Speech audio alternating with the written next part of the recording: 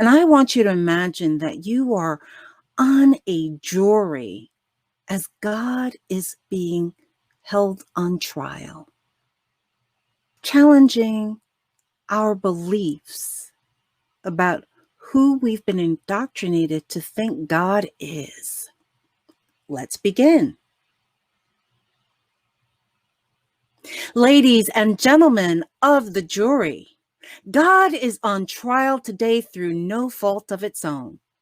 You see, God is being charged as an accomplice to hate crimes. The thinking behind this charge is that if God is omniscience and omnipotence, all knowing, all power, then God must either be an accomplice or an accessory to the crime. All one has to do is turn on the news or surf the internet, and it seems there are numerous instances of one group claiming supremacy over another. The group who sees themselves as dominant spews venomous words of hatred to those who believe differently than they do. They collude for the extermination of those whose religion may be different or whose skin may be another color than theirs. They defame and alienate those who love differently.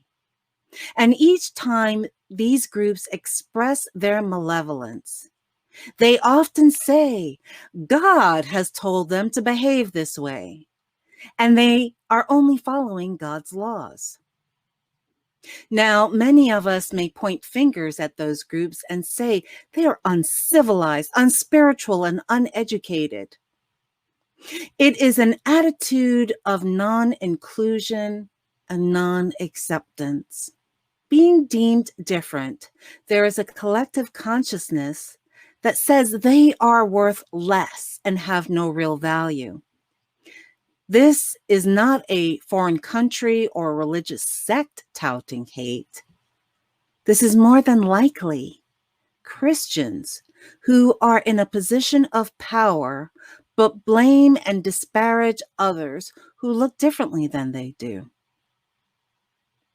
Then we come to our own spiritual home here in Unity in New Thought, where we may feel a sense of smugness that we have evolved beyond this sphere. We may even think that in Unity, we strive for inclusion and acceptance of all people. Yet even in New Thought, isms exist. And when I use the word isms, I'm talking about things like ageism, sizeism, non-positivism, elitism, genderism, etc. Sometimes these isms may reflect what happens in many communities around the world. Sometimes it may look like the choice is to stay in our positive bubble and deny isms like systemic racism exists. Most of the times, it can be seen through the way we blame, shame, and marginalize those who believe or behave differently than we think they should in Unity or New Thought, or perhaps those who are living from a consciousness of lack. I look at my isms on a regular basis and I think I've done so much work. I'm in a good place. And then I see or think something and smack right in the face. There's another ism. Isms are insidious because our false self does a lot of comparison to others to define our own worth. If we say someone else is less than or more than us, it's a marker of where we are on the measuring stick. And it's human nature. It's also human nature to blame someone or something for things that make us unsure. And because of this type of thinking, I'm not surprised by this charge against God. In our fears and feelings of powerlessness, it is normal to want to place blame. And God seems like a likely target as we grapple with the manifestations of error in our world. That is why, as God's defense attorney and a minister, I'm here to refute those charges against God and convince you of its innocence.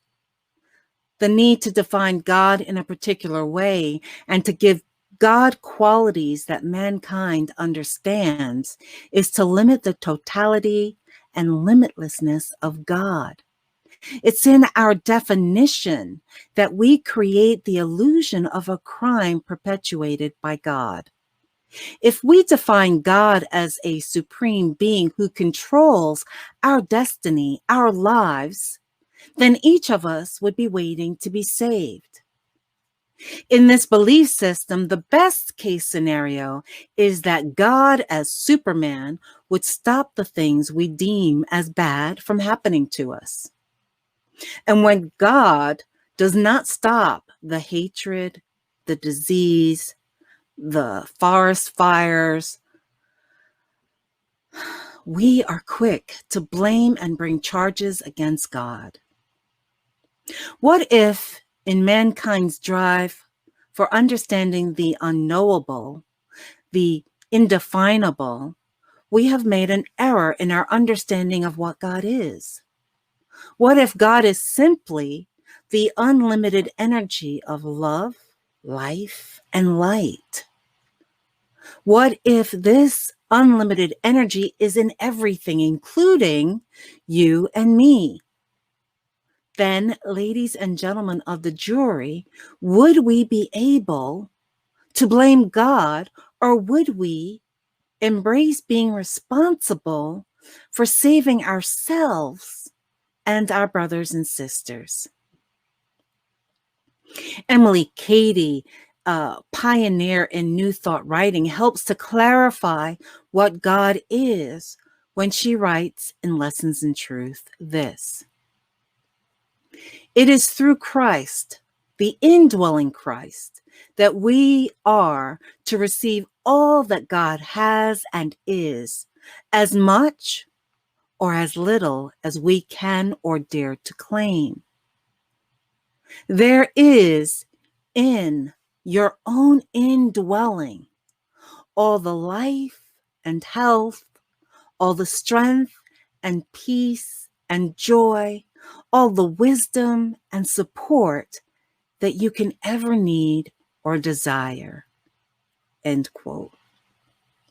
What Katie is saying is that each person is born with divine consciousness, God inside each of us, and we incarnate to evolve and know the truth of what we are.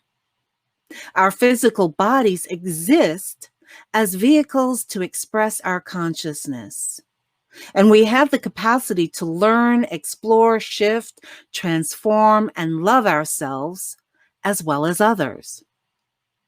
Most importantly, we discover that we are all connected through our divinity, our spiritual essence. Of course, we all have choices as to whether we grow in consciousness or choose to stay asleep to the truth of what we are, divinity. Many of us choose not to awaken to that truth. And it is in humanity's choice to stay asleep that atrocities can happen. When we forget our truth and embrace fear, our thoughts become consumed by lack and separation. And we, in turn, manifest error and hatred. This is why we have spiritual communities to assist each other in releasing those judgments and moving to discernment, releasing fear and moving to courage, releasing anger and hate and moving to love, releasing angst and anxiety and moving to peace, releasing personality and moving to compassion for others. You see, it's never been about holding God accountable. The responsibility and accountability is strictly ours. The most powerful way we can facilitate this shift in consciousness is to behold the divine within each person. while walking the talk. You see, there is no us versus them. There is no I'm right and you're wrong. There is no you're doing it wrong. There is no blame, no shame, no guilt. So when we hear perhaps a fellow congregant struggling with emotions or lack of consciousness, I invite you to love them, listen to them, hold the high watch for them, and give them a blessing to raise them up as you end the discussion with them. Then be the divine in action by how you live your life, the words you choose, and the actions you take.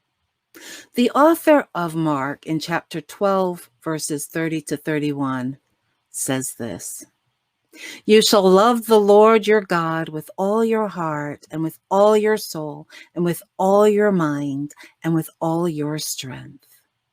The second is this: you shall love your neighbor as yourself. There is no other commandment greater than these." What this means is our first precept is if we believe that God is within us, then this is about loving ourselves in totality. You see, love is our primary purpose as a spiritual being.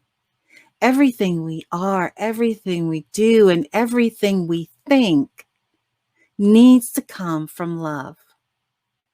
The second precept, we are to be in loving service to each other, led by Spirit.